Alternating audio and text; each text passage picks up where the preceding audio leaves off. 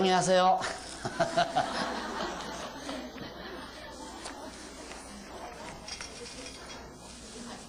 자, 이제 1장 26절부터 2장 마지막 절까지는 언약 수립 시행이지요.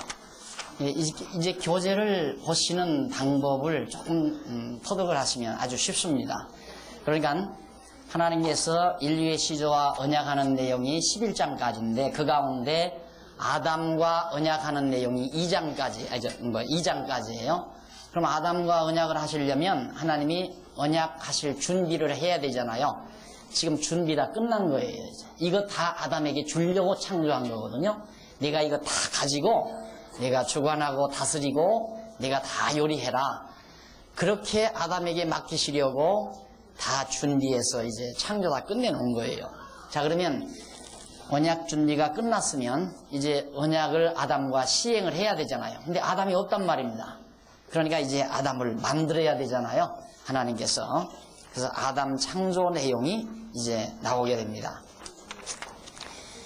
자, 그러면 1장 26절에서 2장 마지막 절까지는 여호와 하나님께서 아담과 하와에게 3대 언약, 3대 언약은 3가지 언약이라는 뜻이죠. 그 3대 언약은 앞으로 더 자세히 밝혀지겠지만 자손 번창해라. 너 이제 생육하고 번창해서 자손 번창해라. 그리고 내가 만들어 놓은 이 모든 땅 다 네가 차지해라. 그리고 이 모든 것 다 네가 주관하고 다스려라. 이 3가지 언약을 아담에게 해주는 내용이 바로 1장 26절에서 2장 마지막 절까지 나와 있습니다. 그럼 이제 확인을 해야 되잖아요. 참말로 그런가?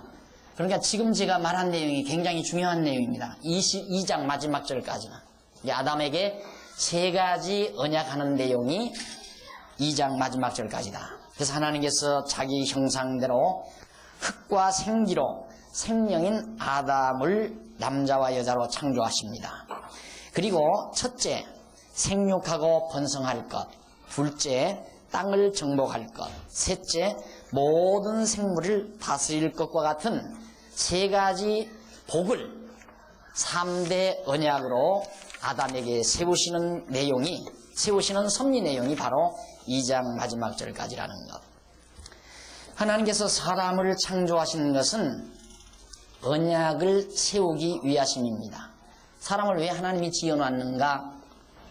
인간에게 언약 세워주시려고. 그래서 하나님께서 6일 동안의 창조사역을 통하여 인간에게 언약을 세우실 준비를 완료하시고 다 끝내시고, 그리고 자기 형상대로 사람을 창조하셔서 그에게 언약을 세워주시는 섭리를 하고 계시는 겁니다. 그러면 먼저 1장 26절에서 2장 3절까지는 하나님께서 아담에게 3대 언약을, 2장 3절까지 3대 언약을 수립하는 내용이 바로 2장 3절까지 나와요. 그래서 자기 형상대로 창조하여 자손이 번성할 것과 땅을 정복할 것, 그리고 모든 생물을 다스릴 것과 같은 3대 언약을 아담에게 하시고 안식하는 내용이 바로 2장 3절까지 내용입니다. 그럼 한번 읽어보십시다. 1장 26절 이하부터. 하나님이 가라사대 우리의 형상을 따라 우리의 모양대로 우리가 사람을 만들고 그로 바다의 고기와 공중의 새와 육축과 온 땅과 땅에 기는 모든 것을 다스리게 하자 하시고, 하나님이 자기 형상 곧 하나님의 형상대로 사람을 창조하시되 남자와 여자를 창조하시고. 27절까지 내용이죠. 이 본문은 6째 날 창조 계속이에요. 아직 6째 날 짐승만 지어놨죠. 짐승 짓고 6째 날 창조가 계속되는 내용입니다. 그런데 하나님께서 자기의 형상과 모양대로 언약의 대상인 사람을 남자와 여자로 창조하신 내용인데, 하나님께서 6일 동안 천지 만물을 창조하셔서 언약을 세우실 준비를 완료하시고, 그리고 언약의 대상인 사람, 인간을 하나님의 형상과 모양대로 남자와 여자를 창조하셨습니다. 하나님께서는 사람으로 하여금 바다의 고기, 공중의 새, 육축과 온 땅에 기는 모든 것을 다스리게 하려고, 누구로? 아담으로 하여금 그걸 다 다스리게 하려고 그 모든 것을 창조하시는 것입니다. 그런데 26절에 보면 하나님께서 우리의 형상을 따라 우리의 모양대로 우리가 사람을 만들고라고 하는 말이 나와요. 우리의 형상을 따라 우리의 모양대로 우리가 사람을 만들자. 거기 우리란 말이 나오죠. 그런데 이 내용에서 하나님께서는 스스로 우리라는 말을 써요. 우리. 근데 이 우리는 1인칭 복수대명사죠. 1인칭 복수. 그럼 하나님이 복수라는 말인가 그런 뜻이에요. 왜 하나님이 우리라고 했는가? 여기에 대해서 여러 가지 견해들을 가지고 있습니다. 하나님은 한 분이신데 어떻게 우리라는 복수대명사를 사용하실 수가 있을까? 하나님이 여러 명인가? 여럿이 있을 때 우리 하지 당신 혼자 있는데 우리라는 말을 쓸 수 있어요? 그래서 이 우리라는 말에 대한 이론들이 여러 가지 견해가 나오는데 이 같은 의문에 대하여 어떤 이들은 하나님께서 우리라는 1인칭 복수대명사를 사용하셨다 해서 하나님이 여러분이시라는 다신론적 이론을 펴요. 하나님은 여럿이다. 하나가 아니라 여러 명이다. 다신, 많은 신이 있다. 그런가 하면 비교적 건전한 의견을 제시하려는 자들 중에는 뭐냐? 성부와 성자와 성령 이 세 분 하나님을 가르치는 말이다. 이렇게 설명하려고 노력을 해요. 왜? 답답하니까 하나님께서 우리란 말을 썼는데 우리가 우리의 형상 따라 우리의 모양대로 사람을 만들자 그랬으니까 답답하단 말입니다. 그러니까 이게 왜 우리라고 했을까? 아하, 어쩌면 성부, 성자, 성령 이 하나님을 바로 우리라고 했겠다. 이렇게 해서 그저 슬쩍 넘어가는 것이 보통 지금 대부분의 주경학자들이나 일반 교사들이 말하는 내용들입니다. 그러나 그것이 아니고 이 말은 다시 성부, 성자, 성령 이 하나님을 말한다고 하면 삼실론, 하나님이 셋이라는 얘기죠. 삼실.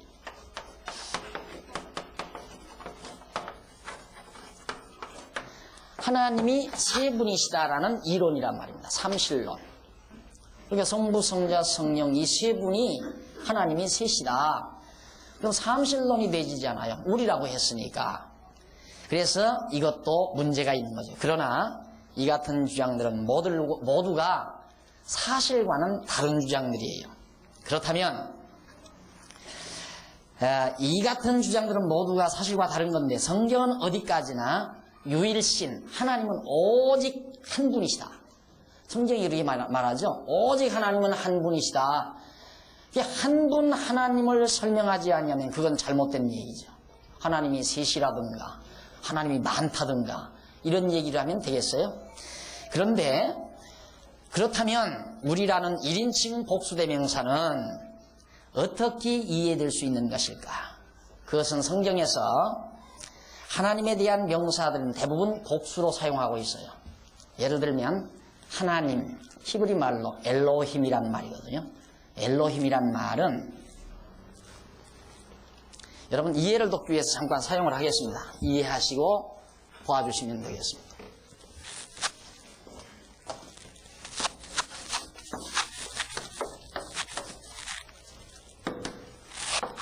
엘로힘, 이 엘이란 말은 능력이란 말이에요. 능력, 권세, 능력.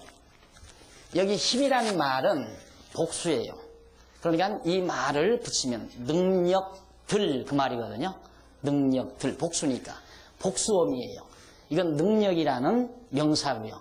그러니까 능력이라는 명사 뒤에 복수어미를 붙여서 엘로힘, 능력들. 그래서 능력들이니까 전능, 그래서 전능자 그 말이거든요.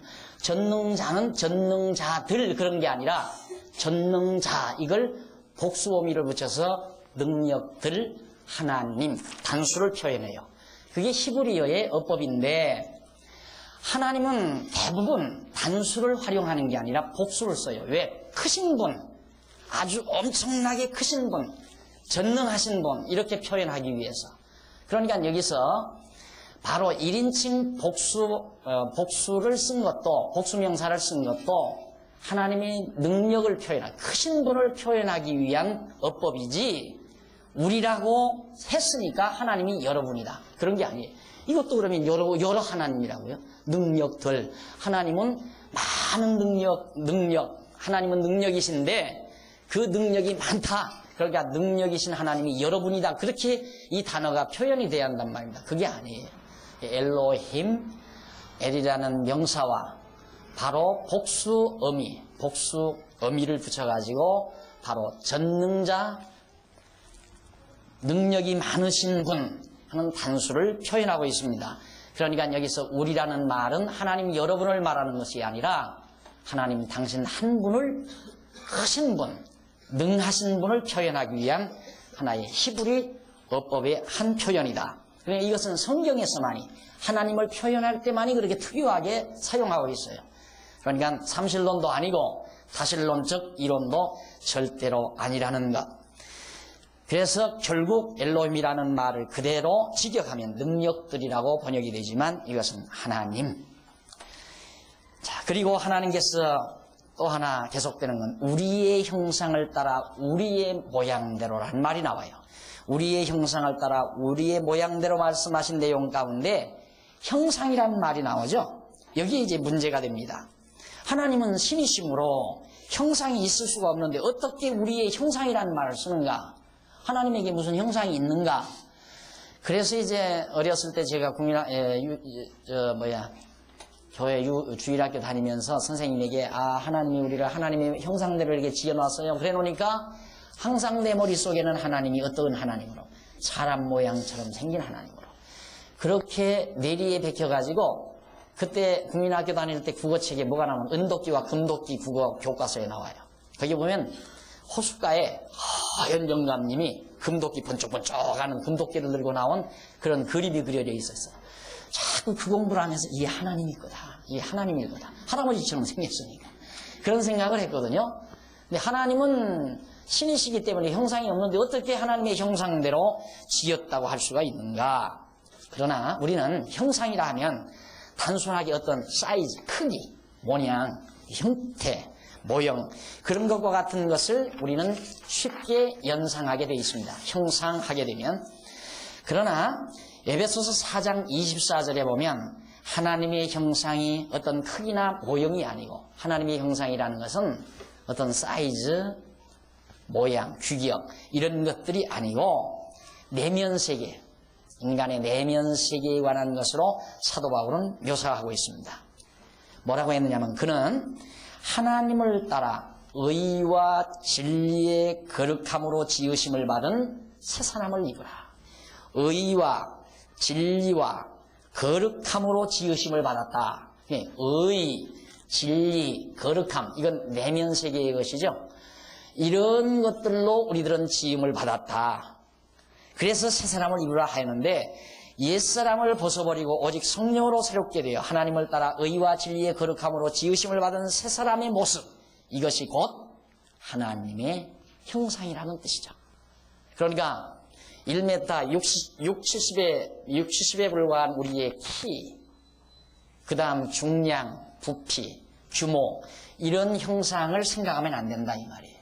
그러니까 우리의 형상대로 지었다, 의롭게, 진실되게, 거룩하게 지으셨다고 말해요. 하나님의 형상은 의와 진리와 거룩하십니까?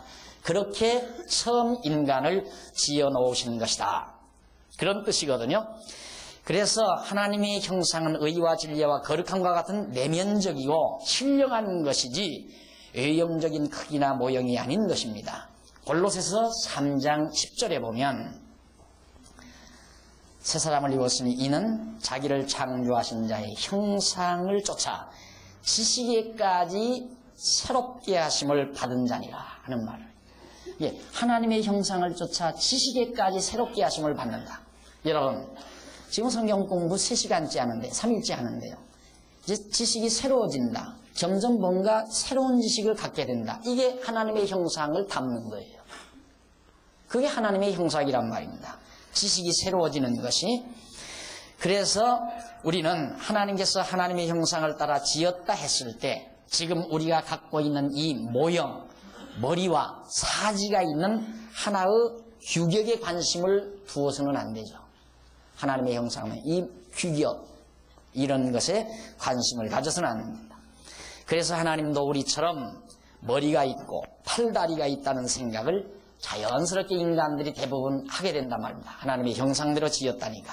그러나 성경에서 말하는 형상은 그런 모형이나 규격 이런 것들을 말하는 것이 아니고 내면적인 의와 거룩과 진실 그리고 지식, 하나님을 아는 새로운 지식, 이것이 바로 하나님을 담는 형상이다.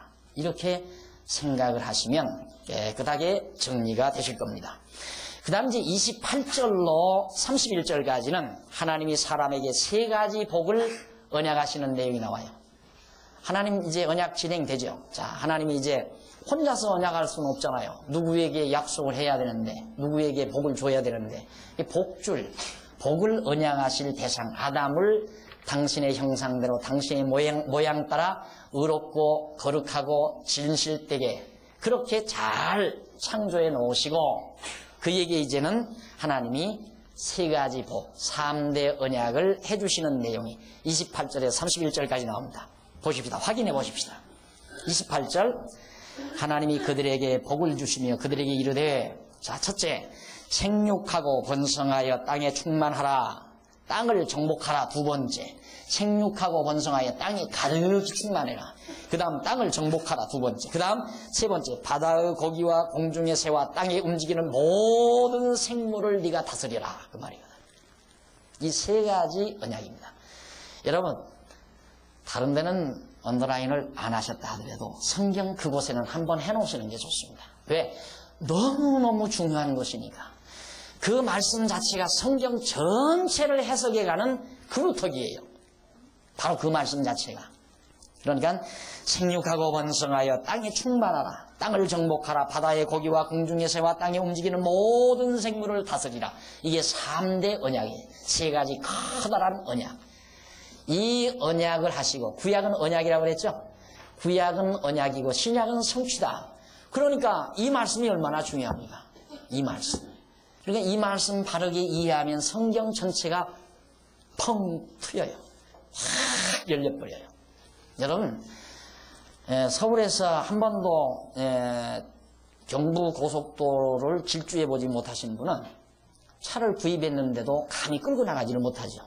어디서 어떻게 고속도로를 올라가야 되고 어떻게 해서 어디로 해서 어떻게 달려가야 되는지 모르니까 두렵단 말입니다.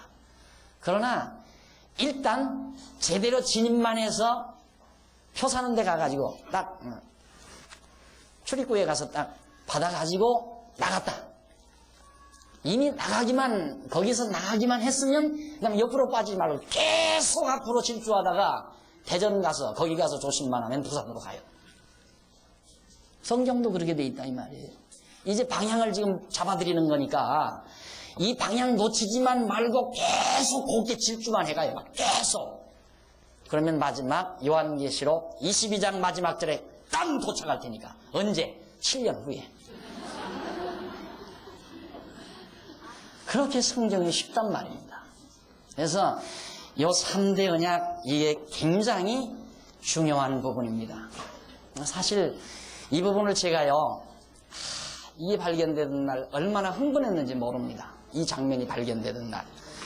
근데 한 가지 아쉬운 게 뭐냐면, 하나님, 나한테 이걸 발견하게 하시려면 그래도 세계적인 어떤 스타가 되게 만드시든가, 엄청난 인물이 됐을 때 나한테 발견을 해야 이게 팡 세계적으로 터져버리는데, 이건 대치동인 중앙빌딩 2층에서 하고 있는 이 존재에다가 이걸 알려줬으니 이게 무슨 효과가 나느냐 이 말이에요. 그게 더 아쉬웠어요. 그런데 형제 하나가 지금 하버드에 가서 공부하고 있잖아요. 현재 가세요. 목사님.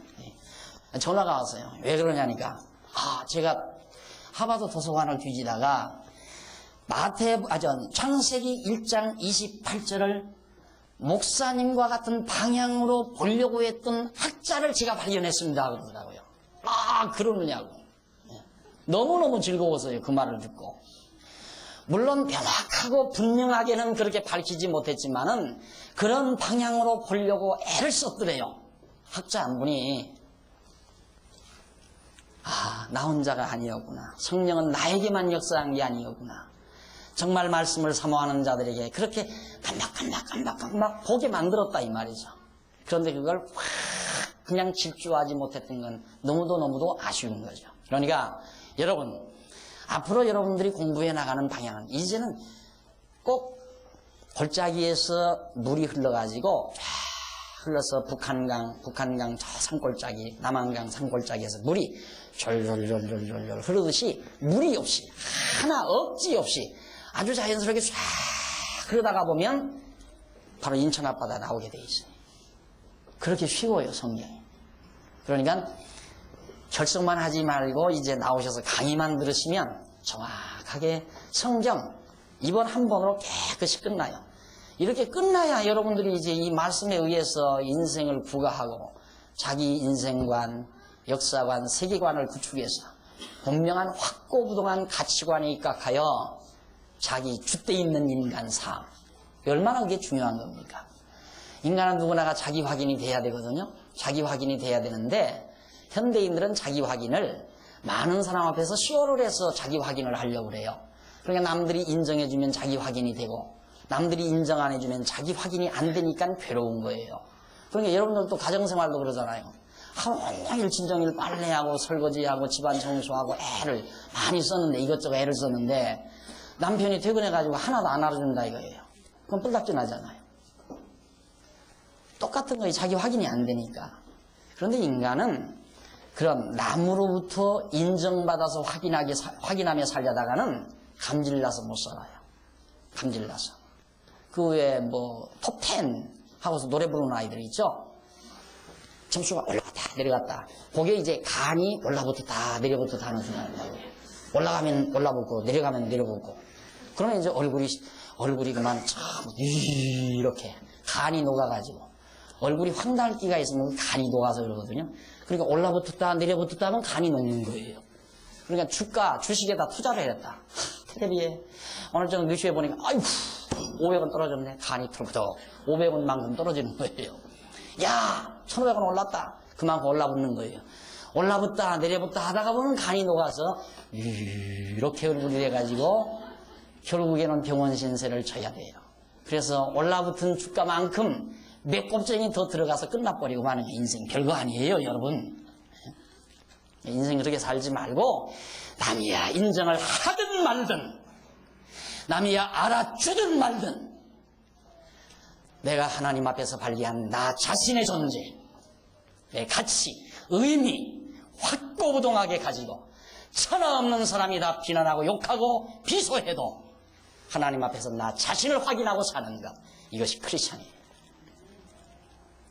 성경 보면 안 돼. 절대 안 돼. 그게 안 돼요, 성경 보면. 오늘 또 어느 자매님, 집사님 잠깐 말씀하는데 당신 찾았다는 거죠. 너무 분명하고 확실하네. 분명하죠. 출애굽기까지 딱 하니까 딱 잡히더래요. 안 잡히면 진리가 아니죠. 안 잡히면 잡히게 돼 있어요. 왜? 너무 분명한 진리니까. 그래서 결국 하나님께서 세 가지 복을 언약하시기 위해서 28절 보십시다. 하나님이 그들에게 이제 제가 말씀드렸죠.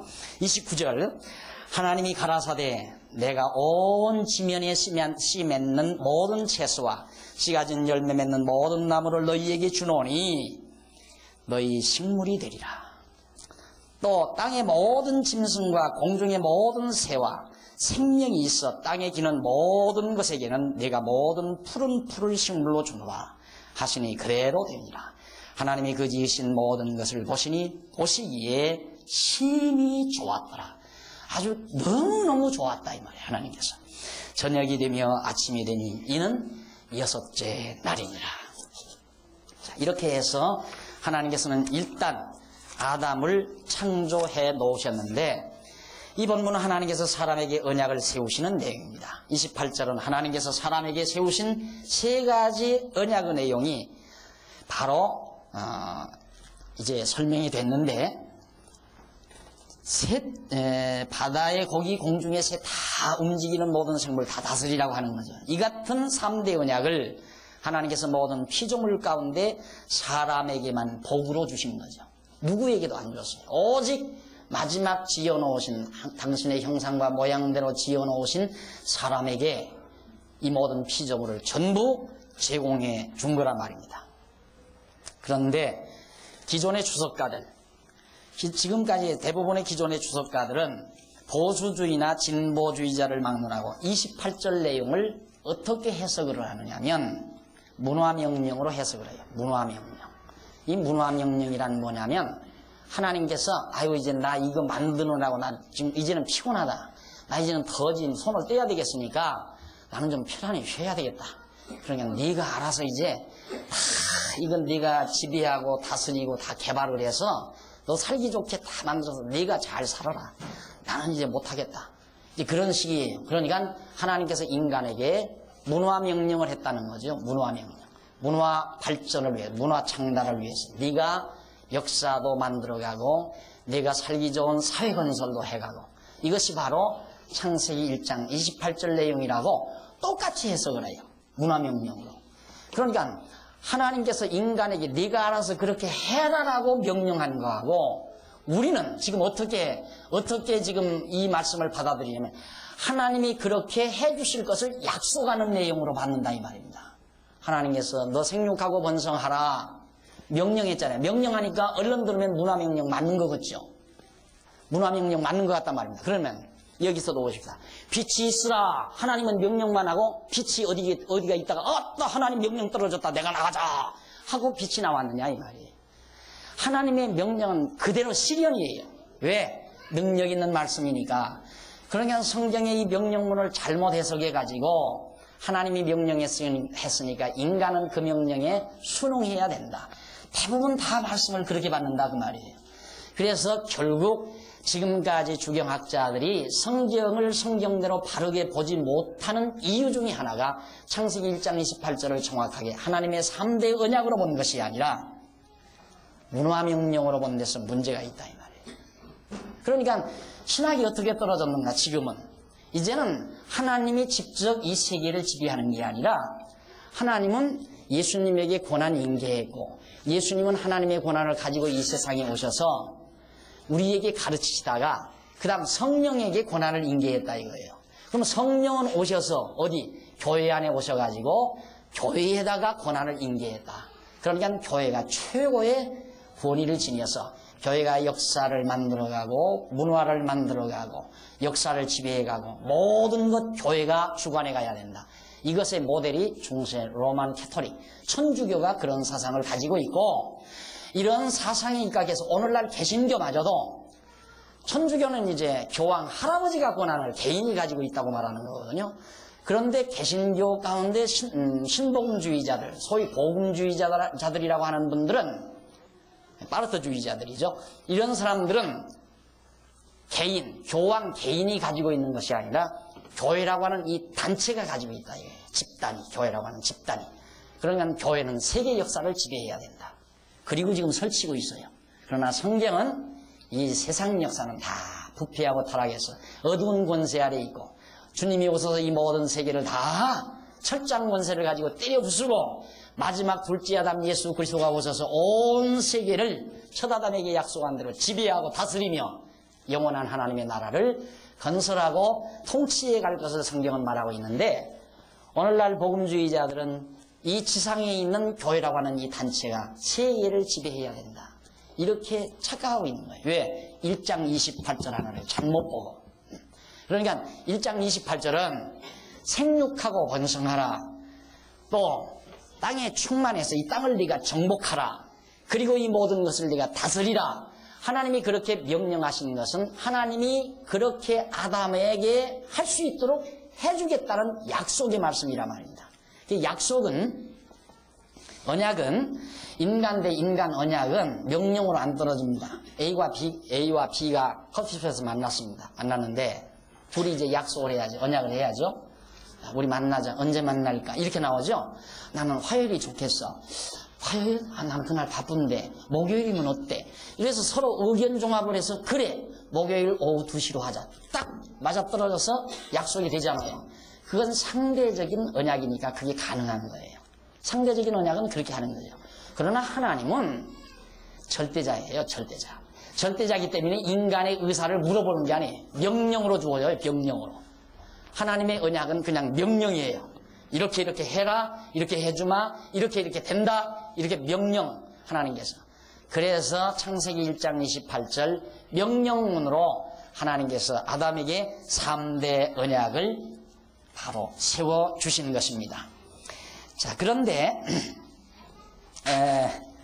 하나님께서 인간에게 이루어 주신다는 언약의 내용을 인간 스스로의 노력으로 이루어야 한다고 주장하는 창조세계에 대한 하나님의 주권적인 섭리를 부인하는 결과, 하나님이 지금은 그런 문화명령으로 본 사람들은 하나님이 지금 역사를 하나도 지배하지 않는다는 얘기예요. 사람이 지배하지. 그러니까 교회가, 이 지상에 있는 교회가 지금 역사를 지배하는 거지 하나님이 지배하는 게 아니다. 왜? 하나님이 우리에게 권한 다 주었으니까. 그 말이거든요. 그 사람들이 이론은 천만의 말씀입니다. 하나님이 지금 전부 모든 걸 지배해요. 하나하나 모든 역사를. 왜? 아담에게 언약한 그 언약을 둘째 아담 예수 그리스도를 통해서 이루어 주시려고. 약속한 주신 분이 이루어 줘야 되잖아요. 당신이 예를 들어서 하나님이 너 배고프냐? 너 밥 먹어서 배불러라. 명령하면 뭐예요? 먹을 게 없는데. 안 그래요? 그런 엉터리 얘기는 있을 수가 없죠. 그거는 언약이라고 할 수가 없어요. 하나님이 약속했으면 하나님이 이루어 주어야죠. 안 그래요? 자, 이래서 결국 인본주의가 그래서 나와요. 신본주의는 철저히, 그러니까 이 3대 언약으로 믿는 것, 언약으로 해석하는 것은 신본주의고, 문화명령으로 푸는 것은 인본주의적인 착상에서 나오는 말입니다. 이게 전혀 다르죠. 아주 거리가 멀어도 한참 멀어요. 그래서 모든 주도권을 다 인간에게 맡겼으니까 인간이 피조세계를 다스리고 주관하고 섭리해야 한다는 그런 결론이 나오니까 인본주의죠. 이 같은 이론을 전개하다 보면 자연히 하나님은 피조세계에 대한 주권이 없을 뿐만 아니라 이 세계에 대해서 아무런 권한이 없어요. 하나님은. 왜? 인간에게 다 줘버렸으니까. 뿐만 아니라 역사 섭리에 대한 역사 섭리에 관한 그런 권한도 있을 수가 없는 결과가 되는 것입니다. 물론 세계로부터 신은 추방을 당하고 마는 거죠. 신은 필요 없어요. 이제 아무 힘이 없는데 아무 하실 일도 없고. 왜? 인간에게 다 권한 주었으니까. 그 인본주의 아니에요? 정말 창세기 1장 28절을 어떻게 보느냐? 문화명령으로 보느냐? 그렇지 않으면 우리처럼 3대 언약으로 보느냐? 이것은 성경을 제대로 풀어가느냐? 제대로 풀어가지 못하느냐에 엄청난 기로에 서 있는 문제입니다. 그래서 아주 중요하다는 얘기예요. 그러니까 창세기 1장 28절을 바르게 이해하다 보니까 성경은 술술 잘 풀리는 거죠. 그렇게 생각하시면 돼요. 엉켜진 실타래가 있죠. 거기에 실타래가 있는데 그 끝, 처음 시작하는 실 끝, 그것만 정확하게 잘 잡으면 솔솔 흘러지게 돼 있어요. 그런데 정확하게 그걸 잡지 못하고 중간 어디에서 하나 빼가지고 가위로 쌍둥이 잘라서 끌으려고 한다, 풀으려고 한다, 가면 갈수록 점점 엉켜요. 한없이 엉켜요. 그렇게 지금 이게 처음 시작이나 같아요. 성경을 풀어가는 키. 정확하게 붙들면 술술술술. 남편은 이렇게 실타래 갖고 이것만 해주면 아내는 끊기만 하면 돼요. 얼마나 쉬워요. 잘 불러지죠. 그래서 오늘날 하나님을 역사 밖으로 몰아내는 운동이 구라파에서부터 일어나기 시작해서 온 세계에 번져가고 있습니다. 신을 역사 밖으로, 우주 밖으로. 그래서 인본주의 신학이 현대교회의 안방까지 들어오는 이유도 바로 그런 원인에서 와지는 거고요. 인본주의자들의 견해는 하나님이 창조해서 인간에게 모든 권한을 주셨으므로 모든 역사의 책임을 인간이 가져야 된다고 주장하는 자들이죠. 그리고 인간의 노력으로 복지 세계를 만들어 아름다운 문화 창달을 이루어갈 수 있으며 새 역사를 창조해 갈 수 있다고 착각하는 자들입니다. 그러나 성경적인 견해는 인간이 살아가는 모든 삶 자체가 하나님을 힘입어 살며 기동하며 존재한다는 것, 사도행전에 나오죠.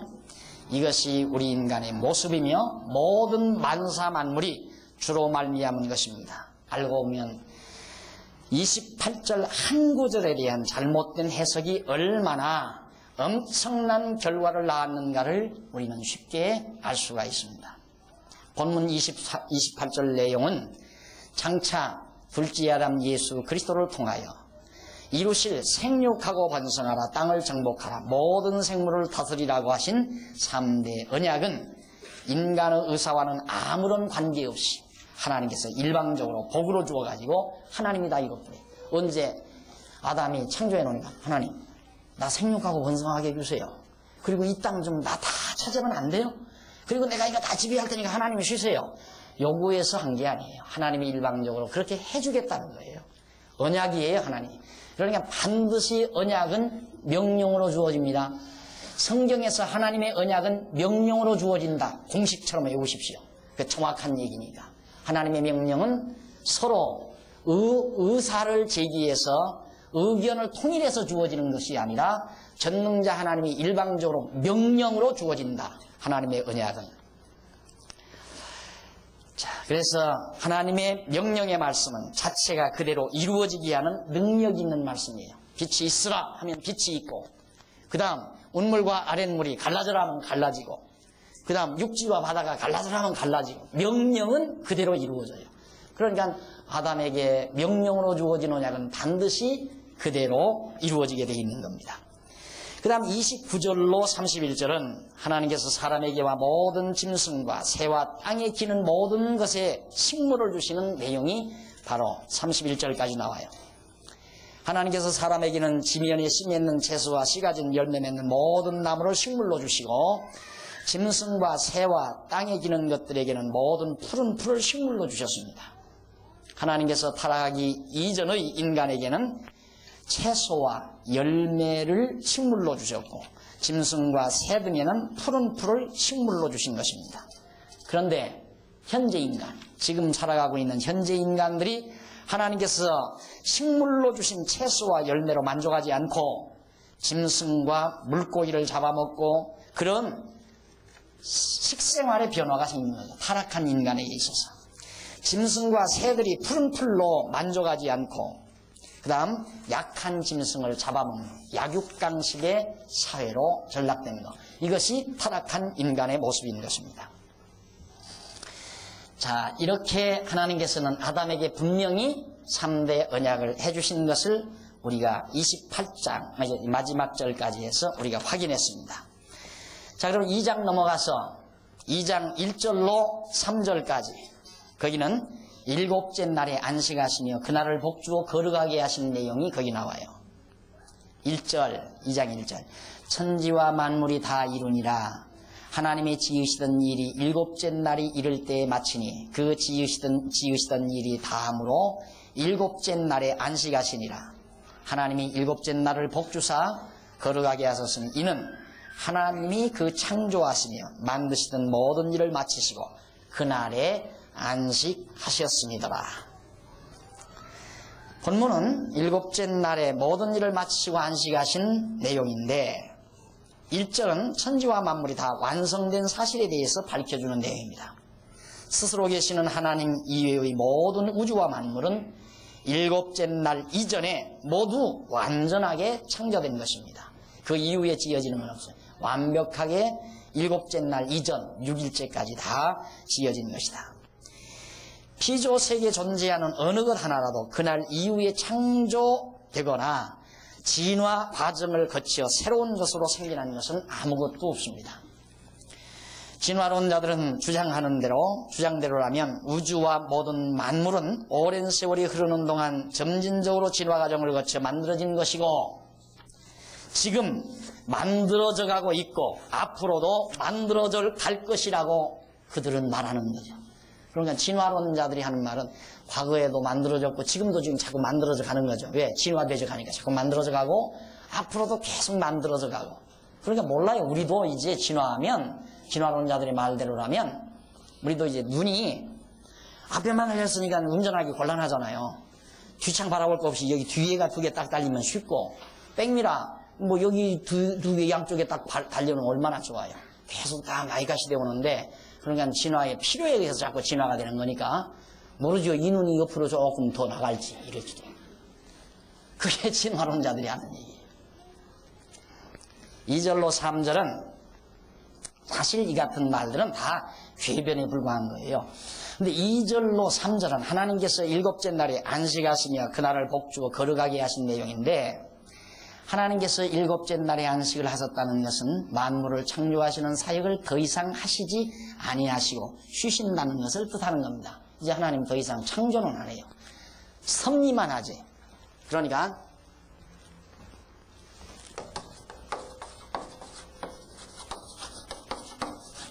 창조와 섭리가 다르죠. 창조는 만들어내는 거고요. 섭리는 만들어 놓은 것을 운행해 가는 거고요. 하나님이 지구를 만들어서 해와 달과 별들 이거 다 만들어 놨다. 만들어 놓기만 가만히 있으면 지구는 가만히 있을 거고, 태양도 항상 중천에 그냥 가만히 있을 거고, 나무도 그냥 자라지 않고 가만히 있을 거고, 그럴 거 아니에요. 하나님이 창조만 했다면 그랬을 거예요. 그런데 창조만 한 게 아니라 섭리를 해요. 지구가 공전과 자전을 하게 만들고, 그 다음 동식물들이 자라게 만들고 번식하게 만들고 인간도 생육 번식하게 만드시고, 그것이 하나님의 섭리인 것입니다.